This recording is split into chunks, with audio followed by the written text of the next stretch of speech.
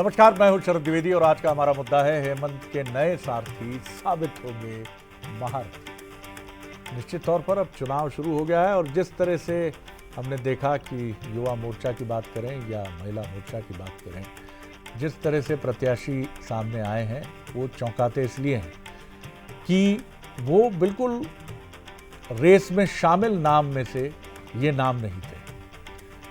और दूसरी महत्वपूर्ण बात है कि युवा एलिमेंट का बहुत ध्यान रखा गया है और कहीं ना कहीं जो खाटी कार्यकर्ता वाली बात है कि कौन है बीजेपी के मूल डीएनए का कार्यकर्ता, और अगर मूल डीएनए के कार्यकर्ता की तरफ चलेंगे तो विद्यार्थी परिषद याद आएगी आपको। और विद्यार्थी परिषद वो शक्ति है बीजेपी की जो युवा नेतृत्व को गढ़ती है, उसको आगे बढ़ाती है। तो ये जो दो महत्वपूर्ण नियुक्तियां हुई हैं ये बताती हैं कि न भेदभाव न दबाव, केंद्र की गाइडलाइन बिल्कुल आगे, नए चेहरे लाइए और नए चेहरे भी ऐसे लाइए।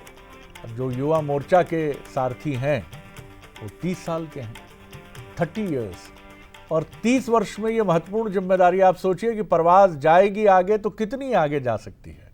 शुभकामनाएं हैं इन युवाओं को।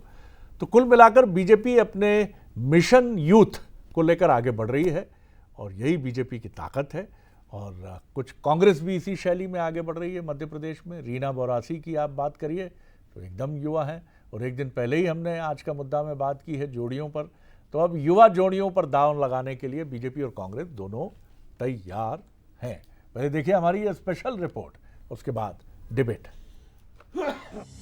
मध्य प्रदेश बीजेपी में बदलाव की हवा तेज है। नई नियुक्तियां, नए प्रभारी और संगठन में नए प्रयोग, कुल मिलाकर प्रदेश अध्यक्ष के नेतृत्व में नवाचार का नया दौर चल रहा है। पार्टी का दावा है कि अब हर कार्यकर्ता को उसकी योग्यता और क्षमता के हिसाब से जिम्मेदारी मिलेगी। बीजेपी की कार्य समिति घोषित होने के बाद शनिवार को प्रदेश अध्यक्ष ने 5 और अहम नियुक्तियां कर दी। लंबे समय से जिम्मेदारी की राह देख रहे मनोरंजन मिश्रा को मोर्चा प्रभारी बनाया गया है। पूर्व संभागीय संगठन मंत्री आशुतोष तिवारी को प्रकोष्ठ प्रभारी की जिम्मेदारी मिली है, तो खादी ग्राम उद्योग के पूर्व अध्यक्ष जितेंद्र लिटोरिया को कार्यालय व्यवस्था प्रभारी का जिम्मा सौंपा गया। वहीं शाम होते होते महिला मोर्चा की कमान अश्विनी परांजपे और युवा मोर्चा की कमान श्याम टेलर को सौंप दी गई। संगठन इसे सामान्य प्रक्रिया बता रहा है। भारतीय जनता पार्टी एक सक्रिय, जागरूक और कैडर बेस पॉलिटिकल पार्टी है। कई प्रकार की जिम्मेदारियां संगठनात्मक तौर पर जरूरत के हिसाब से और तमाम प्रकार के संगठनात्मक प्रबंधन की दृष्टि से महत्वपूर्ण होती है, और इसी दृष्टि से माननीय प्रदेश अध्यक्ष आदरणीय हेमंत खंडेलवाल जी ने ये नियुक्तियां की हैं। जिसको बीजेपी नवाचार बता रही है, विपक्ष उसी को सियासी मजबूरी कहकर निशाना साध रहा है। कांग्रेस का कहना है कि ये नियुक्तियां संघ के हिसाब से हुई हैं। भाजपा के चाहे प्रदेश अध्यक्ष हो या संगठन प्रभारी हो, मुख्यमंत्री हो, इनके हाथ में कहीं कुछ नहीं है। जिसके नाम की पर्ची आ जाती, जिसका नाम दिल्ली से चलकर आ जाता है अमित शाह एवं मोदी जी के कार्यालय से, उसका नाम घोषित कर दिया जाता, उसका पत्र निकाल दिया जाता है। यही हाल है भाजपा की। शनिवार को हुई 5 नियुक्तियों के बाद हेमंत खंडेलवाल की टीम पूरी हो गई है। जी हां, कुल मिलाकर हेमंत के सारे सारथी सामने आ चुके हैं। अब सवाल यह है कि क्या 2028 की लड़ाई में ये सारथी पार्टी के लिए महारथी साबित होंगे।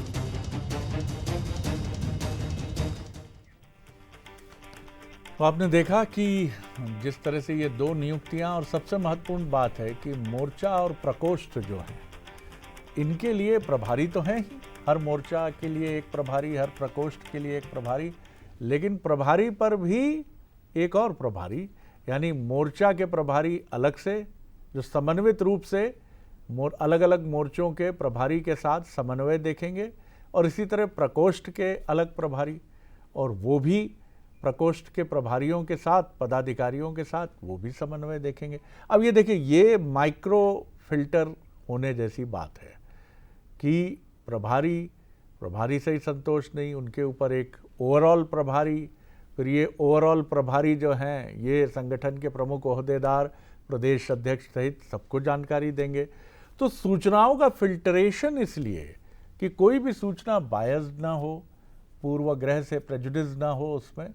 बीजेपी की ये चीज़ तो ज़रूर सोचने पर मजबूर करती है कि संगठन के ढांचे को कितना ताकतवर बनाकर, तभी कमलनाथ जी बार बार ये बात कहते रहे कि बीजेपी से नहीं, बीजेपी के संगठन से हमारी लड़ाई है। हमारे सवाल देखिए, क्या हेमंत खंडेलवाल के नए सारथी 2028 में महारथी बनकर बीजेपी को जीत दिलाएंगे? नई नियुक्तियां बीजेपी का नवाचार हैं या नेताओं को एडजस्ट करने की कवायद? संघ की पसंद को तरजीह देने का कांग्रेस का आरोप सही है या सियासी बयानबाजी? तो ये हमारे सवाल हैं और जो मेहमान हैं उनसे मुलाकात करिए। स्टूडियो में मेरे साथ हैं जितेंद्र मिश्रा जी, प्रवक्ता हैं, युवा हैं, नेता हैं कांग्रेस के, वो हमारे साथ रहेंगे। मनोज सैनी हमारे एग्जीक्यूटिव एडिटर पॉलिटिकल अफेयर्स, वो रहेंगे। जगदीश द्विवेदी जी हैं, राजनीतिक विश्लेषक, मध्य प्रदेश के वरिष्ठतम पत्रकारों में से एक और बीजेपी कांग्रेस की राजनीति को बीते 3 दशक से देखते चले आ रहे, और जल्दी जुड़ेंगे हमारे साथ बीजेपी के एक वरिष्ठ नेता और प्रवक्ता, उनका परिचय उसी समय। सबसे पहले मनोज एक छोटी टिप्पणी, फिर जगदीश जी की तरफ मैं चलूँगा। पहली चीज़ तो यह है कि प्रभारी पर प्रभारी और माइक्रो फिल्ट्रेशन की, ये ऐसे करेंगे, ये ऐसे करेंगे, और इसी के साथ युवाओं पर विश्वास। टेलर साहब की अगर बात करें, 30 साल के हैं, और जिस तरह का जोश है और जिस तरह की बातें हैं, और विद्यार्थी परिषद की पृष्ठभूमि है, तो महिला मोर्चा और युवा मोर्चा कमान ज़बरदस्त निश्चित रूप से कही जा सकती। बल्कि जितनी भी नियुक्तियां हुई है, तो मुझे लगता है कि भारतीय जनता पार्टी ने बहुत सोच समझकर अच्छी नियुक्तियां, इसलिए कह सकते हैं कि ये सब वो लोग हैं जो मुझे फील्ड में मिला करते हैं, और जब आमना सामना होता है तो चेहरे पर, जैसे युवा मोर्चा का जो अध्यक्ष बना है, बड़ा तेज है। मतलब जिसे कहा जाता है कि युवा मोर्चा की कमान जब संभाले तो युवा तुर्क एक नज़र आना चाहिए, तो ये उसी तरह का चेहरा है मालवा। और आप देखिए, मालवा और महाकौशल दोनों को, अश्विनी प्रांजपे महाकौशल से आती है, और वो भी बहुत अच्छी महिला के रूप में उनकी एक पहचान है, खासकर महिलाओं को जोड़ने में। तो दोनों नेताओं की नियुक्ति ऐसा ही माना जाएगा। लेकिन ओवरऑल आप जहाँ तक प्रभारी, और प्रभारी नहीं कहूँगा, मैं तो कहूँगा प्रभारी पर भारी हो गए, अब एक एक भारी बिठा दिए।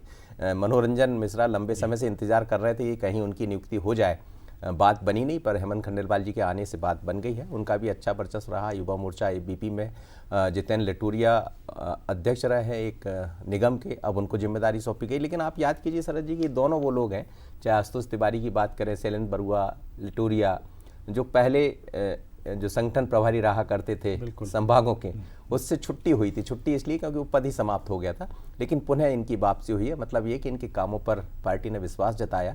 तो 28 की टीम दिखाई दे रही है, एक अच्छी मंजी हुई टीम, मैं तो ऐसा कह सकता हूं देखकर। लेकिन अब इसके पीछे भी विस्तार बहुत हो गया पार्टी का, तो जो एडजस्टमेंट, जो 3 आज पद दिखाई दे रहा है, जो नए पद सृजित हुए हैं, मुझे लगता है इसीलिए कि कहाँ कार्यकर्ता को एडजस्ट करें, तो फिर इसी तरह के पद और भी आगे दिखाई दे सकते हैं। बिल्कुल। जगदीश जी, एक क्विक कमेंट आपका। बीजेपी संगठन को आपने बहुत नज़दीक से देखा है, और अक्सर आपकी पैनी कलम भी उस पर खूब चलती रही है। कैसे देखते हैं आप संगठन की इन नियुक्तियों को? और अभी तो और भी होनी है नियुक्तियां, लेकिन जिस तरह से हेमंत खंडेलवाल जी आगे बढ़ रहे हैं, तो विजन उनका बहुत साफ है, और चेहरे ऐसे हैं जो युवा तो ज़रूर हैं लेकिन भरोसेमंद है, और सबसे बात है कि बीजेपी के मूल पिंड के कार्यकर्ता हैं। जी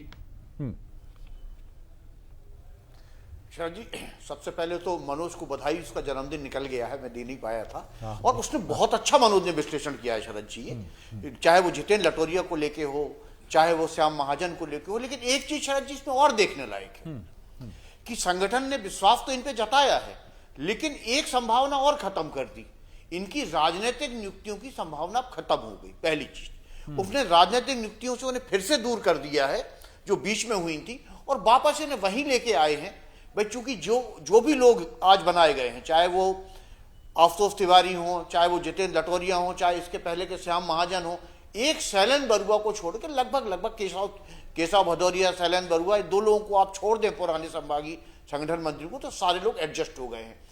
मनोरंजन मिश्र भी उपाध्यक्ष रह चुके हैं, और वो भी मूलतः संगठन मंत्री भी यूपी में एक बार रह चुके हैं। तो सारे संगठन के लोगों को एक तो यहाँ ले आए। तीसरी चीज, एक नई चीज और इसमें आप निकल के आएगी, अब इस बात पे भी सवाल खड़े होने लगेंगे, या ये सोचने पे आप मजबूर होंगे कि अब प्रदेश कार्यालय प्रभारी महामंत्री कौन होगा, क्योंकि अब मुझे नहीं लगता कि इस जो नया दायित्व तो मिला है उस जितेंद्र लटोरिया जी को, उसके बाद इस दायित्व की कोई जरूरत होगी तो शायद, और मैं जो देख रहा हूं शरद जी, पिछले 2 दशक में पहली बार ऐसा हुआ है कि कार्यालयीन व्यवस्था के लिए एक प्रमुख बनाया गया है। वरना अब तक यही होता था कि जो प्रभारी महामंत्री, प्रदेश कार्यालय प्रभारी एक महामंत्री को या उपाध्यक्ष को बनाया जाता था, वो भाजपा की सारी व्यवस्थाओं पर भी कंट्रोल करता था। तीसरी चीज जो आपने कही कि अभी मैं ये टीम अच्छी है, और कांग्रेस, इसका आपने एक बात कही थी कांग्रेस का एक आरोप, तो ये आरोप नहीं, ये बिल्कुल सच्चाई है कि इसमें सारे ज्यादातर मौका उन लोगों को मिल रहा है जो आपने भी कहा कि मूल पिंड के लोग हैं, जो आरएसएस के बैकग्राउंड से आए हैं। आज जो महिला मोर्चा की प्रदेश अध्यक्ष बनी है, वो लंबे समय तक अखिल भारतीय विद्यार्थी परिषद में रही, उनको सीधा पद मिला था महिला मोर्चा नगर अध्यक्ष का जबलपुर का, उसके बाद सीधे प्रदेश अध्यक्ष बन गई वो। बिल्कुल, आपने तो ठीक कहा शरद जी, कहीं ना कहीं आपकी बात बिल्कुल सही है कि ये वो टीम है जो संघ से निकल के आई है मूल रूप से। चलिए, बहुत बहुत इसके लिए आपने भी एक विश्लेषण का महत्वपूर्ण सिरा थमाया है। जितेंद्र जी, आपकी तरफ में लौटता हूँ, और बीजेपी के साथी अगर हमारे साथ जुड़ने में कोई चुनौती हो तो फिर हम किसी और साथी की तरफ भी बढ़ेंगे। जी जितेंद्र जी। शरद जी, ये भारतीय जनता पार्टी का अंदरूनी मामला है। उन्होंने जिसको जो भी बनाया है एक सोच समझ के बनाया होगा, लेकिन जहां तक हम बाहर से देख पा रहे हैं, एक बार मैंने एक बयान सुना था जेपी नड्डा जी का कि संघ की जरूरत होती थी हमें, अब हम आत्मनिर्भर लोग हैं, अब हमें संघ की जरूरत नहीं पड़ेगी। ये जवाब दिया गया है उस बयान का। आप ये बताइए कि भारतीय जनता पार्टी में ये जितने नाम आप ले लें, चाहे शैलेंद्र बरुआ जी का ले लें, चाहे आशुतोष जी ले लें या लटोरिया जी ले लें, ये सारे के सारे लोग आज के पटल में सक्रिय थे क्या? आज भी आपने देखा था जिन्हें बीडी शर्मा जी ने बाहर का रास्ता दिखाया था, वो हेमंत खंडेलवाल जी उनको अंदर ले आए। इसको क्या माना जाएगा? जो लोग आज पार्टी में सक्रिय थे, अगर उन्हें ये पद दिया जाता तो हम मानते कि पार्टी का कार्यकर्ता, जिन्हें आपने कितने आरोप लगे, लिटोरिया जी का बात करिए, चाहे आशुतोष जी की बात करिए, किन किन आरोपों की वजह से इन्हें बाहर किया गया था, ये मुझे लगता है बताने की जरूरत नहीं, सबको मालूम है। लेकिन फिर भी आपने जो दायित्व सौंपा है, आज भारतीय जनता पार्टी की कौन सी ऐसी रणनीति है? प्रभारी के ऊपर प्रभारी, प्रकोष्ठों के प्रभारी आपने बना दिए। चूंकि आपके गुटबाजी थमने का नाम नहीं ले रही, इसलिए एक और नया प्रभारी इनके बीच में सामंजस्य बनाने के लिए बैठा दिया। तो मुझे ये लगता है ये नया प्रयोग भारतीय जनता पार्टी के लिए होगा, लेकिन कहीं ना कहीं पुराने अध्यक्ष बीडी शर्मा और हेमंत खंडेलवाल के बीच की जो रार है वो निकल के सामने आ गई। आप जनता के बीच में चले जाइए, भारतीय जनता पार्टी का आम कार्यकर्ता से बात करिए, वो कह रहे हैं कि ये पर्ची के माध्यम से बनाया गया, क्योंकि एक चेहरा जो जनता के बीच में काम कर रहा था उसका पता नहीं। लेकिन आपने जो संगठन से बाहर किया, उन्हें फिर से पद दे करके नवाज करके 2 संदेश जाते हैं। या तो यह है कि बीडी शर्मा ने जिन लोगों को हटाया उनको आपने बैठा दिया, और या फिर संघ की जो पर्ची आई है उसके आधार पर काम कर रहे हैं। आपका कोई कार्यकर्ता इसमें ऐसा नहीं है जो बिना संघ के हो और भारतीय जनता पार्टी को मजबूत करने की दिशा में दिन रात एक कर रहा हो। युवा है जितेंद्र जी, थोड़ी बधाई भी दे देते नहीं, आप तो थोड़ा मनोबल बढ़ जाता है उनका। देखिए, बधाई तो राजनीतिक है, आलोचना के लिए तो दरवाजा हमेशा खुला ही है जी। लेकिन मुझे ये बताइए कि जिस तरीके से पर्ची युग चल रहा है, ये उन्हीं की नियुक्तियां हैं। एक भी नाम बताइए जो आपके कैमरे पर आ रहा हो, जिसने जनता की लड़ाई लड़ी हो, जो पसीना बहा रहा हो भारतीय जनता पार्टी की सरकार में, उनको न्याय दिलाने के लिए ये घर में बैठे लोग, मैं फिर कह रहा हूं, जिन्हें बीडी शर्मा जी ने नकार दिया, जिन्हें बाहर का रास्ता दिखा दिया, आज हेमंत खंडेलवाल उन्हीं लोगों को ढूंढ रहे हैं और अलग-अलग कैप्टन की चॉइस पे होता है। ठीक है, उनकी अपनी, मैंने पहले ही कहा ये भारतीय जनता पार्टी का निर्णय है, उनको बधाई हो कितने संगठन में ला रहे, लेकिन ये तय करना पड़ेगा कि जनता से जुड़ा आदमी आएगा या कमरे में बैठ के संगठन मंत्री पद पाएगा। चलिए, घनश्याम पिरोनिया जी जुड़ गए हैं, वरिष्ठ बीजेपी नेता, पूर्व विधायक और मीडिया पैनलिस्ट। घनश्याम जी, क्या गड़बड़ हो गई आज? आप प्रत्यक्ष नहीं जुड़ पाए, फोन पर जुड़ रहे हैं जी, कहीं प्रवास पे हैं लगता है। पहली टिप्पणी आपकी कैसे व्यक्त करते हैं? कांग्रेस के साथी जितेंद्र जी कह रहे हैं सब पर्ची व्यवस्था है, संघनिष्ठ सोच का प्रतिनिधित्व है, और जिनको पूर्ववर्ती प्रदेश अध्यक्ष ने, ऐसा उनका आरोप है, खारिज किया, उनको हेमंत खंडेलवाल जी ने चयनित किया। क्रमवार उत्तर दीजिए जी। घनश्याम जी, आवाज मिल रही है? घनश्याम जी सुन पा रहे हैं? मुझे लगता है कि आज फिर जो है संकट है बीजेपी कार्यकर्ता प्रवक्ता पर। आप किसी और दूसरे प्रवक्ता से भी संपर्क करने की कोशिश करें और बिना ज़्यादा सोच विचार के, क्योंकि मुझे लगता है कि ये कहीं कवरेज एरिया में नहीं है तो दिक्कत होगी। मनोज, एक छोटा कमेंट आपका। बिल्कुल शरद जी, देखिए खैर विपक्ष का काम है, कांग्रेस का काम है इस तरह के आरोप लगाए, लेकिन मुझे ऐसा लग रहा है कि भारतीय जनता पार्टी ने सोच समझ कर नियुक्तियां की। एक चीज़ और देखिए आप कि जो लोग कांग्रेस से भारतीय जनता पार्टी की तरफ आए, अभी जितनी भी नियुक्तियां हुई है, तो मुझे नहीं लगता है कि उनको कहीं बहुत ज़्यादा तरजीह दी गई। जो मूल पिंड की आप बात कर रहे थे, तो बीजेपी पुनः उसी मूल पिंड की तरफ लौट रही। संघ की जहाँ तक बात होती तो संघ से तो बीजेपी जुड़ा, ये तो सभी जानते हैं, उसमें कोई बड़ी बात नहीं है, महत्वपूर्ण बात नहीं है। लेकिन संघ की यदि बातों को भी माना जा रहा है, इसका मतलब यह है कि जमीनी कार्यकर्ताओं को मौका दिया जा रहा है। पर इसमें कुछ सवाल जरूर उठेंगे, जैसे कि अलग अलग जो प्रभारी भारी, जिस तरफ अभी जगदीश जी कह रहे थे कि आखिर प्रभारी कार्यालय का जिम्मेदार कौन होगा, तो मुझे लगता है अभी एक और नई नियुक्ति होती दिखाई दे सकती है जी। पर आने वाले दिनों की चलिए तैयारी मैं टीम से जब तक अपडेट लेता हूं, कोई बीजेपी से जुड़ा, क्योंकि आधा समय बीत चला है और बीजेपी का प्रतिनिधित्व तो अभी तक नहीं है।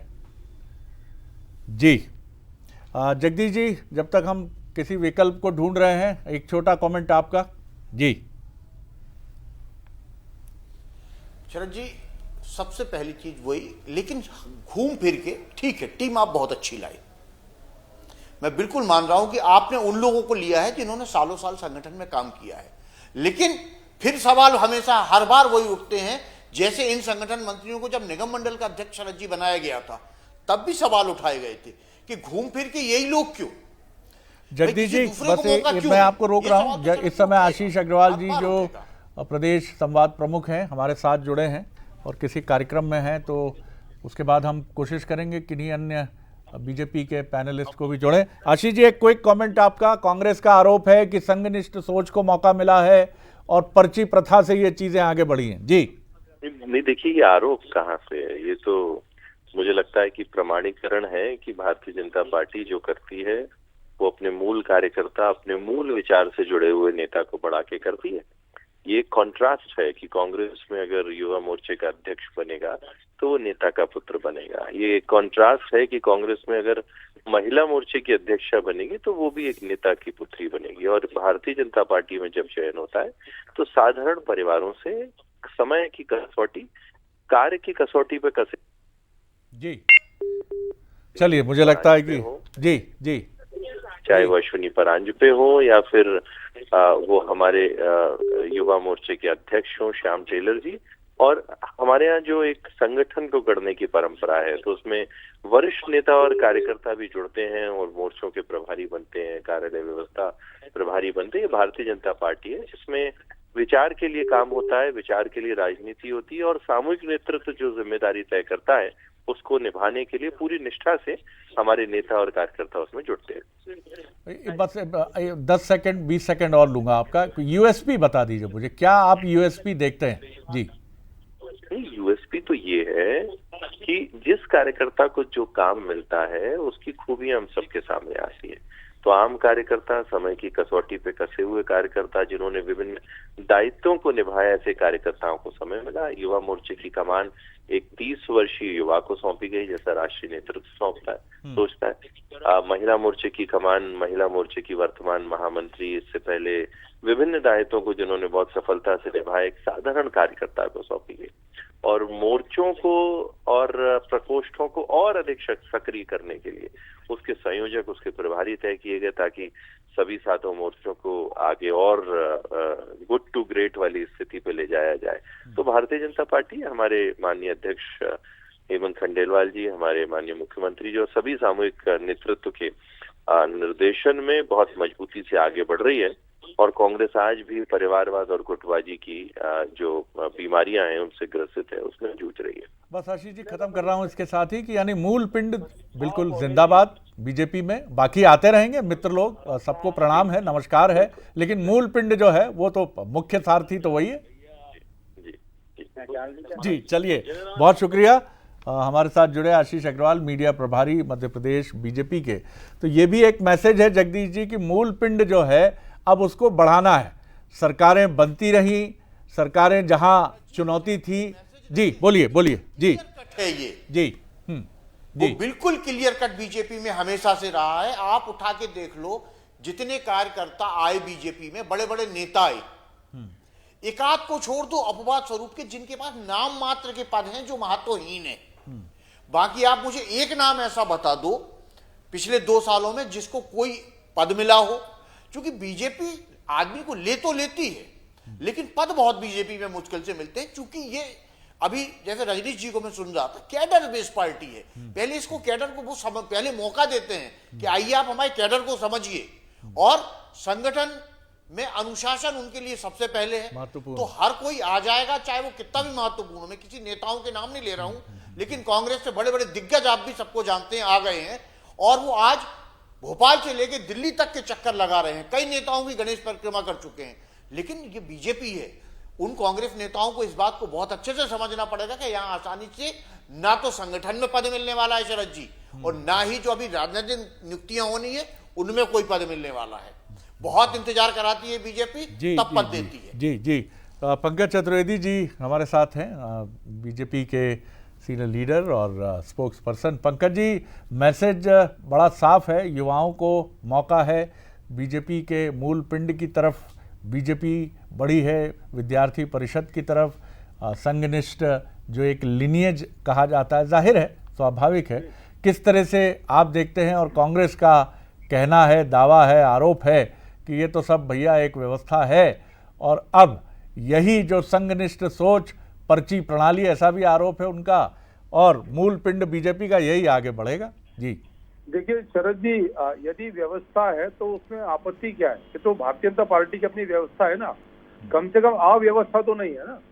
और यदि हमारी अश्विनी परांजपे जैसी बहन महिला मोर्चा का दायित्व संभाले, यदि श्याम टेलर जी जैसे हमारे नौजवान शाहजहांपुर के, जबलपुर के अश्विनी जी, शाहजहांपुर के श्याम टेलर जी, यदि ये युवा मोर्चा का दायित्व संभालें, यदि जितेंद्र लुटेरा जैसे सीनियर नेता, आशुतोष तिवारी जी जैसे लोग, मनोरंजन मिश्रा जी जो प्रभात जी के समय से भारतीय जनता पार्टी में, फिर राकेश जी के समय रहे, तो शरद जी ये लोग कोई नए नहीं है। और भारतीय जनता पार्टी में शरद जी व्यवस्था बिल्कुल ठीक कहती है, कांग्रेस की व्यवस्था की उनके तो व्यवस्था है। और हमारे यहाँ बहुत स्पष्ट है शरद जी की, हर काम के लिए कार्यकर्ता, हर कार्यकर्ता के लिए काम, और समय काल परिस्थिति के आधार पर संगठन निर्धारित करता है ना किस कार्यकर्ता को अब क्या काम देना है। तो संगठन ने तय किया कि आज श्याम टेलर जी को दायित्व देना, तो श्याम जी को दायित्व दिया, अश्विनी परांजपे जी को, अश्विनी परांजपे राजवाड़े जी को दायित्व देना, उनको दायित्व दिया। जितेंद्र जी भाई साहब को, जितेंद्र मिश्रा जी कुछ कहना चाहते हैं आपसे। जी जितेंद्र जी। पंकज जी, बहुत बहुत बधाइयाँ जो आपने नियुक्ति की है, लेकिन मुझे ये तो बता दीजिए, ये 5-7 कार्यकर्ता ही हैं आपके पास जिन्हें निगम मंडल भी देंगे, जिन्हें बाहर करेंगे, उनके बाद जब व्यवस्था परिवर्तन होगा तो फिर उन्हीं को फिर पद दिया जाएगा। इसके अलावा भारतीय जनता पार्टी में कोई कार्यकर्ता नहीं है क्या? एक चीज। दूसरी चीज, जेपी नड्डा ने कहा था अब संघ की जरूरत नहीं है, अब भारतीय जनता पार्टी आत्मनिर्भर हो चुकी है, तो आज तो फिर संघ की बैसाखी पे खड़े नजर आ रहे हो आप। क्या कहना है इस पर आपके पास? भारतीय जनता पार्टी के जमीनी कार्यकर्ता बता दो जिसने भारतीय जनता पार्टी के लिए काम किया हो। हर बार संघ से लाना पड़ता है। कम है पंकज जी, अगर जवाब सेकंड से। जी मनोज, आप अपडेट दीजिए। जी बिल्कुल शरद जी, देखिए ये बातें तो सब चलती रहेंगी, लेकिन अब ये दिखाई दे रहा है कि 28 की तैयारियों में भारतीय जनता पार्टी बढ़ चली, क्योंकि 2 साल सरकार को भी हो गए सत्ता में, और जो नई टीम है, मोहन और हेमंत की टीम जिसे कहा जाएगा, उस टीम का इसमें एक तरह से कहा जाए तो सामंजस्य भी दिखाई दे रहा है। पर आने वाले दिनों में कुछ चुनौतियां पार्टी के भीतर से भी दिखाई देगी, जो मुझे सूची और बाकी चुनौतियां देखकर लगा। जी बिल्कुल आपने सही कहा, और यही सबसे महत्वपूर्ण बात है। माफ़ कीजिएगा, बीजेपी के साथी आज थोड़ा कहीं उलझ गए थे, और एक पुरानी कहावत है, अब माफ़ी चाहूँगा पंकज जी से भी, आगे नहीं बढ़ा पाऊँगा। अगर पंकज जी सवाल सुन पाए हो तो 10-20 सेकंड में कुछ कह दें जो जितेंद्र जी ने कहा। सर जी मेरी आवाज़ आ रही है? आ रही जी। मैं ये आग्रह कर रहा हूँ सर, शरद जी, ये तो भारतीय जनता पार्टी तय करेगी ना कि किस कार्यकर्ता को क्या जिम्मा देना है। हमने तो नहीं पूछा कि भारतीय जनता पार्टी अपने कार्यकर्ता को भी तो जिम्मा दे। उत्तर दीजिए, कार्यकर्ता तो भारतीय जनता पार्टी संघ की बैसाखी पे चल रही है पंकज जी। सोनिया की पर्ची वाला काम थोड़ी है यहाँ पर। अरे ये सारे पर्ची वाले, इन्हें बीडी शर्मा ने बाहर किया था, ये फिर से लौट के आए हैं, ये किसी की पर्ची से आए हैं, ये जमीनी कार्यकर्ता नहीं है, ये काम नहीं चलता ना। भारतीय जनता पार्टी का कार्यकर्ता चलिए और कार्यकर्ता काम करते हैं। चलिए, आपके चलिए। चरण पादुका पूजन से काम नहीं चलता ना। चलिए, ये भारतीय आरोप पार्टी- प्रत्यारोप चलते रहेंगे, लेकिन ये सही है कि बीजेपी का जो चयन है उसके पीछे चिंतन है, चिंतन के साथ समायोजन की एक धारणा है, और उसी के साथ युवा नेतृत्व और बीजेपी के जो मूल खंड से जुड़े कार्यकर्ता हैं उनको महत्वपूर्ण ओहदों पर ले जाने की एक सोच भी है। देखिए, बीजेपी कई अलग अलग मोर्चों पर चिंतन लेकर आगे बढ़ती है। बिहार का चुनाव है तो कितने चिराग पासवान जी महत्वपूर्ण हैं, आपने हमने देख लिया। मध्य प्रदेश में 2020 में कितने महत्वपूर्ण थे कांग्रेस के साथी, वो भी हमने देख लिया जो बीजेपी में आए। तो ये तमाम चीज़ें बताती हैं कि बीजेपी ये मानती है कि रणनीति ही राजनीति है, और परिस्थितियों के अनुसार निर्णय जो आपके हैं वो निर्णय ही आगे बढ़ते हैं। लेकिन अब आपको अपनी एक युवा नेतृत्व की पूरी जमात तैयार करनी है, और 3 राज्यों में 2023 के विधानसभा चुनाव के बाद बीजेपी ने बड़ा फैसला किया, और अब आपको संगठनात्मक नियुक्तियों, और हो सकता है कि आपको कोई चौंकाने वाला नाम राष्ट्रीय अध्यक्ष के रूप में भी मिले, जो युवा भी हो, जो युवा तुर्क भी हो, और उसके तेवर भी देखकर आप ये कहें कि ये बंदा तो बिल्कुल बीजेपी के लिए फिट भी है हर लिहाज से, और बीजेपी को एक अलग अंदाज में आगे बढ़ाने के लिए तैयार भी। बहुत शुक्रिया आप सभी मेहमानों का।